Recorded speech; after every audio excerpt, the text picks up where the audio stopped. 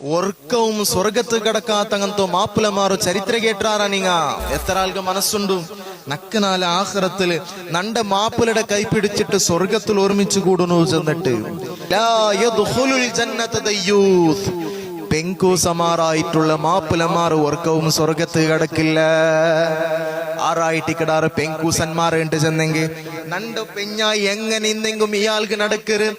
ഒരു ചെങ്കയും ഇല്ലാണ്ട് പെഞ്ഞായി ആയിട്ടുള്ള ഒരു കിട്ടിയങ്ങളും ഒന്നോലു ശരീരത്തോ സൗന്ദര്യത്തോ പ്രദർശനമാക്കിട്ട് നടക്കുമ്പോ അതൊക്കെ എല്ലാ നിലക്കും സമ്മതം കൊടുത്തിട്ട് നടക്കറ അങ്ങനത്തെ മാപ്പിളമാറുള്ള ആറുണ്ട് കണ്ടെങ്കിൽ ലാ യദ്ഖുലുൽ ജന്നത ദയ്യൂസ്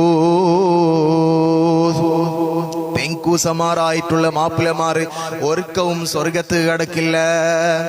ഇല്ലേ മഹാനായിട്ടുള്ള ഇമാം ഖസാലി റളിയല്ലാഹു അൻഹു ചെന്നില്ലേ ഒരു പെണ്ണായിട്ടുള്ള ഏറ്റവും വലിയ സൗന്ദര്യം എന്തോ ശരീരമുഖ സൗന്ദര്യമാ അല്ല, ഒരു പെഞ്ഞായിട്ടുള്ളവർക്ക് ഒരു പെണ്ണായിട്ടുള്ളവർക്ക് ഏറ്റവും വലിയ സൗന്ദര്യ അത് ഹയാ ആയിട്ടിക്കിട്, ലജ്ജയായിട്ടിക്കിട്, ചെങ്കയായിട്ടിക്കിട്.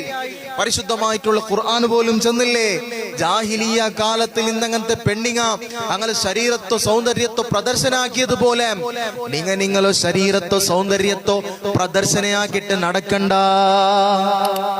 ഒരു ഇസ്ലാമുടെ പേരും വെച്ചിട്ട് ഒരു മുസ്ലിമത്തായ പെണ്ണ് വ്ളോഗിങ്ങിന്റെ പേരിൽ